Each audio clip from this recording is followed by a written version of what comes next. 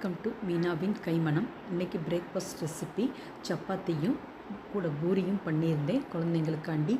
இந்த மாதிரி நீங்களும் செஞ்சு சாப்பிட்டு பாருங்கள். பூரிக்கு குருமா சின்ன வெங்காயம், தக்காளி, உருளைக்கிழங்கு கொஞ்சம் வேக வச்சு கடலைப்பருப்பு வீட்டில் அரைச்ச மசால் வச்சு பண்ணியிருந்தேன். கூட கொஞ்சோண்டு ஒயிட் சன்னா முளை கட்டினது கொஞ்சம் இருந்துச்சு, அதுவும் சேர்த்துக்கிட்டேன். உருளைக்கிழங்கு நல்லா வேக வச்சுட்டு அதை உரிச்சிட்டு இந்த மாதிரி பண்ணி பாருங்கள். பிகினர்ஸ்க்காண்டி சொல்கிறேன். கொஞ்சம் கடலை மாவும் கரைச்சி ஊற்றுறேன். கடலைப்பருப்பு, மஞ்சள் பொடி, மல்லிப்பொடி, கரம் மசால் பொடியெலாம் தாளிச்சிட்டு குருமா நல்லா சூப்பராகவும் இருந்துச்சு. கூட தயிர் பச்சடியும் இருந்துச்சு. பூரி, சப்பாத்தி, இந்த குருமா, தயிர் வெங்காயம் சூப்பராக இருந்துச்சு.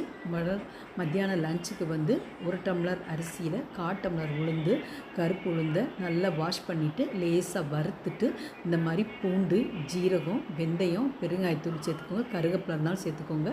என்கிட்ட இல்லை, அதனால் உளுந்த சாதம் நல்ல உதிரியாக சூப்பராக வந்துருந்துச்சு. கூட காலையில் வச்ச குருமாவும் இருந்துச்சு. கூட கூழ் வத்தல் மட்டும் வச்சுருந்தேன். சிம்பிள் மெனு தான். தேங்க்ஸ் ஃபார் வாட்சிங். இந்த வீடியோ பிடிச்சா லைக் பண்ணுங்கள், ஷேர் பண்ணுங்கள், சப்ஸ்கிரைப் பண்ணுங்கள். மறக்காமல் மீனாவின் கைமணத்தை பாருங்கள்.